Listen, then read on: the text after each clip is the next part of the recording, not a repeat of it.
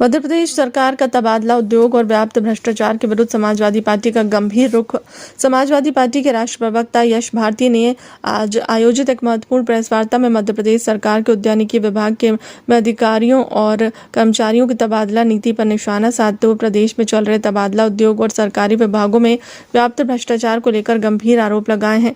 यश भारती ने प्रेस वार्ता के दौरान कहा कि मध्य प्रदेश सरकार की हस्तांतरण नीति 2026 पूर्णतः विफल और भ्रष्टाचार का जरिया बन चुकी है।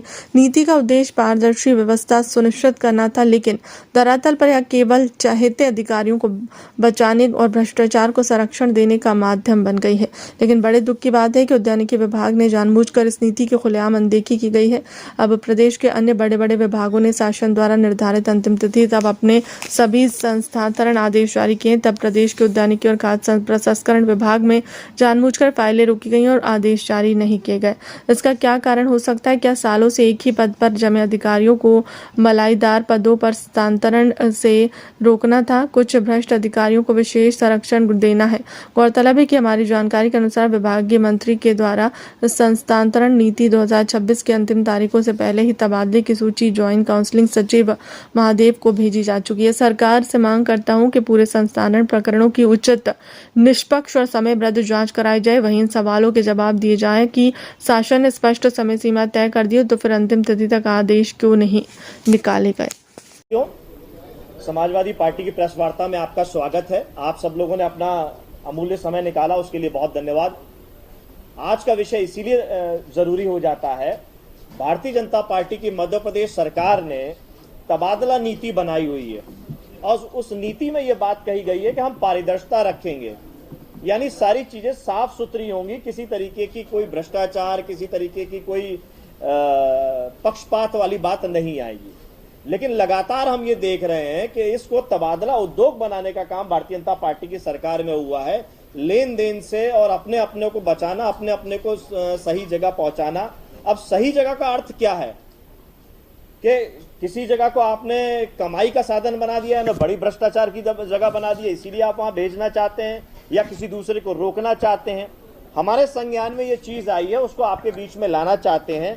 लोकतांत्रिक व्यवस्था के मामले में अगर हम बात करते हैं तो विधायिका, कार्यपालिका, न्यायपालिका और चौथे स्तंभ आप हैं। तो जो विधायिका है उसमें सारे सांसद, विधायक कानून बनाते हैं, सरकार कानून बनाती है, उसका पालन कार्यपालिका को करना है। लेकिन यहां देखने में यह आया कि कार्यपालिका और विधायिका में बड़ा अंतर है। सरकार की बात कार्यपालिका मानने को तैयार नहीं है, ऐसा दिख रहा है। तो फिर क्या जरूरत है मंत्रियों की, मुख्यमंत्री की? जब अधिकारी ही सरकार को चलाएंगे, अधिकारी ही सारे काम करेंगे, तो मंत्रियों को और मुख्यमंत्रियों को हटा देना चाहिए। तो ये मामला भी ऐसा ही है कि यहां पूरी तरीके से मंत्री के द्वारा उद्यानिकी विभाग में मंत्री के द्वारा नोटशीट जारी की गई, उसमें लिस्ट सूची जारी की गई कि इन लोगों को हटाया जाए, एक जगह से दूसरी जगह भेजा जाए। लेकिन उनको किस आधार पर रोका गया? आखिर अधिकारी इस तरीके का काम क्यों कर रहे हैं और मंत्री अपने नीचे स्तर पे काम क्यों नहीं ले पा रहे हैं? क्या मुख्यमंत्री का आदेश है या क्या दिल्ली से सरकार चल रही है जो बार बार मुख्यमंत्री जी दिल्ली जाते हैं?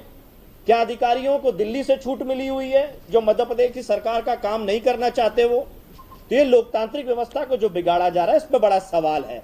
जिन लोगों के ऊपर ईओडब्ल्यू की, लोकायुक्त की शिकायतें हैं, जांच चल रही है, नोटिस भेजे गए हैं, उनका तबादला नहीं हो रहा है। जिन लोगों के ऊपर आयुक्त द्वारा ऐसा नोटिस दिया गया है, कारण बताओ नोटिस दिया गया है कि आखिर आप अपनी सीआर और दूसरे की सीआर कैसे सुधार रहे हैं?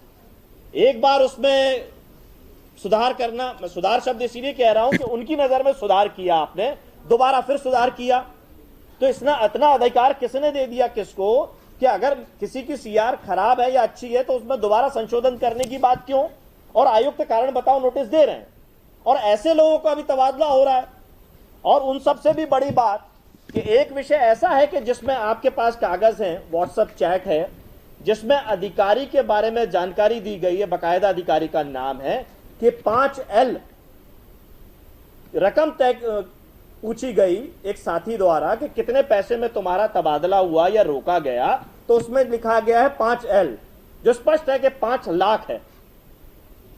तो जब व्हाट्सएप चैट किसी कर्मचारी की, शासकीय कर्मचारी की सामने आ गई है, कारण बताओ नोटिस जारी किए गए हैं, तो अब सवाल उठता है कि सरकार क्या कर रही है। तो जैसे कि इसमें नाम दिए हुए हैं,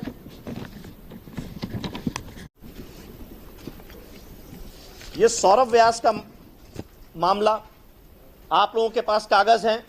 ये सारी चीजें हमने आपके सामने कागज प्रस्तुत करते हुए बताया है कि किस तरीके से कहीं अगर अधिकारी कारण बताओ नोटिस जारी भी कर रहे हैं तो उस पर बात बन नहीं पा रही है। तो आखिर ये भ्रष्टाचार जो चल रहा है इस पर रोक कौन लगाएगा? ये आप लोगों के पास है, इसमें स्पष्ट सबसे आखिरी में 5L लगे। अब ये प्रामाणिकता की तो जांच की बात कर रहे हैं हम कि आखिर ये भूपेंद्र सागर जो खुद व्हाट्सएप अपने एक मित्र को कर रहे हैं, जो ये चैट है कि मेरे 5L लगे और मैंने ट्रांसफर किया है, इसकी प्रामाणिकता की तो जांच होनी चाहिए। अगर ये झूठ बोल रहे हैं तो ये अधिकारी को बदनाम कर रहे हैं, और कोई आदमी क्यों झूठ बोलेगा अपने लिए? एक और सवाल है, आपने जो ट्रांसफर पॉलिसी की बात की है उसमें कहा गया प्रशासनिक तबादले प्रभारी मंत्री के अनुमोदन से होंगे। नहीं, वो सारे मामले हैं। यहां मंत्रियों को कहां गिना जा रहा है? यहां मंत्रियों की सरकार है कहां? आपके सामने जो कागज हैं, जो ट्रांसफर रोके गए हैं या जो ट्रांसफर किया गया वो तो अधिकारी द्वारा किया गया है, और जो सूची मंत्री के यहां से जा रही है उस पर कोई बात नहीं। आप पूछिए ना माननीय मंत्री जी से, विभागीय मंत्री जी से और प्रभारी मंत्री जी से कि आखिर उनका पद पे रहने का उद्देश्य क्या बचा। हाँ बिल्कुल, अधिकारी ने किए।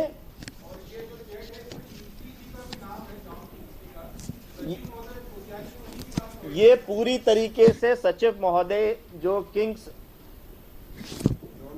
जॉन किंग्स जी हैं, पूरा काम उन्हीं का है।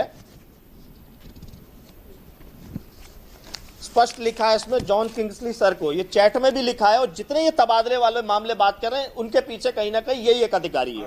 ये आप कैसे दावा कर सकते हैं कि इसमें जो जो भी है अधिकारी है उन्होंने मंत्री की सहमति से ये नहीं किया है? ये सहमति के लिए सहमत क्यों नहीं बोल रहे हैं? मैं बोल तो रहा हूं कि मंत्री जी बचे कहां? जब काम अधिकारी अपनी मनमर्जी से कर रहा है, सूची तो मंत्री ने दी ना। ये जो मैं सूची आपको उपलब्ध कराई है, मंत्री ने कहा कि इस व्यक्ति को यहां से यहां ट्रांसफर किया जाए, लेकिन उसका वो ट्रांसफर तो नहीं हुआ। आप मंत्री जी से पूछिए क्या ये सूची सही है कि गलत, वो जवाब देंगे। और उन्होंने नोटशीट के माध्यम से भेजी है विभाग में कि नहीं भेजी है, और विभाग का अधिकारी नहीं सुन रहा है मंत्री की बात, चाहे वो प्रभारी मंत्री हो चाहे विभागीय मंत्री हो। मंत्री का सम्मान तो उसी तरीके से होगा। तो सरकार अगर मंत्री नहीं चला रहे हैं, अधिकारी चला रहे हैं, तो शुरुआत में जैसे मैंने बात की कि फिर मंत्रियों की आवश्यकता खत्म हो जाती है। मुख्यमंत्री जी को भी अपना त्याग पत्र देकर के राजनीति करनी चाहिए और भारतीय जनता पार्टी के इवेंट्स में पूरी तरीके से शामिल हो जाना चाहिए।